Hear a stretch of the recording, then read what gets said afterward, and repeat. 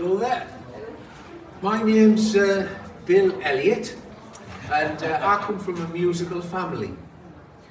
When I was little, my grandma and granddad, who lived over Berkeley way, well, every Sunday afternoon you were expected to join in the singing or tell a story or something. And my grandma, she was definitely the gaffer with a song sheet in one hand and a fag in the other. She was only little, but she ruled the roost. And the house, well, it was always full of family and friends.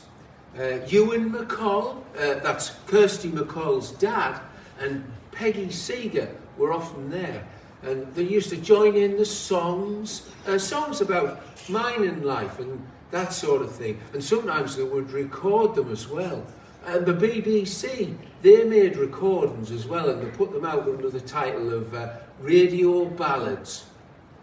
I mean, folk music, it was huge in them days, and clubs were popping up all over the place.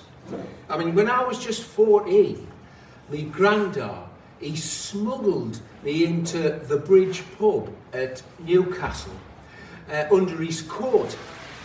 "How are you, son? Keep your head down, say nout, I'll get you a Tizer." Because of course I was underage for drinking beer. But that was the first time I got up and sang before a proper audience, and well, I loved it. My granddad, now, he worked at Harrington Pit. It was hard, dangerous work.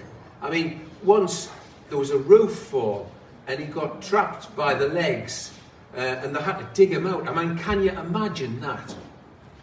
On the plus side, because nearly everybody was involved in the mine, there was like a real community.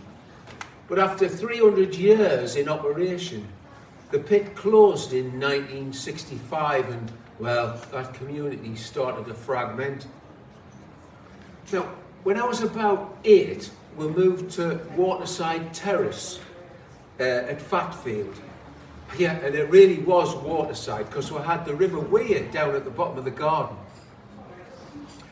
It was a pit house, so it was owned by the colliery. So there was no, at that time, there was no indoor toilet. The toilet was outside and there was no bathroom. But so life was a bit primitive, you know, compared to nowadays. But on the plus side, there was no cars, so the streets were safe. And I mean, you could play all day long in the summer on Wormhill or Fatfield Burn or just play football. Now, football, I loved football. Yeah, when I went to the grammar school, I was in the team when we played in the national competition for schools. And we played all over.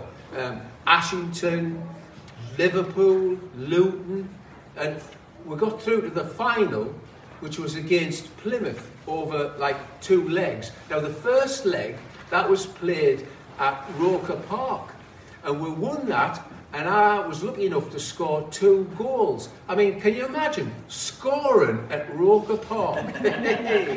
And then when we played Plymouth, we went all the way down there. We won that as well. So we came away with the National Schools Trophy. 1969. What a year. They put men on the moon and I was over the moon. So, I mean, as you can imagine, when I left school, I was full of it. Football was going to be my life. And I got signed by Darlington FC. But maybe I wasn't quite as good as I thought I was, because after a year I got dropped. But I still had music to fall back on. And I think I've done all right there. You know, if you go on that YouTube, there's lots of clips of me playing and singing on there.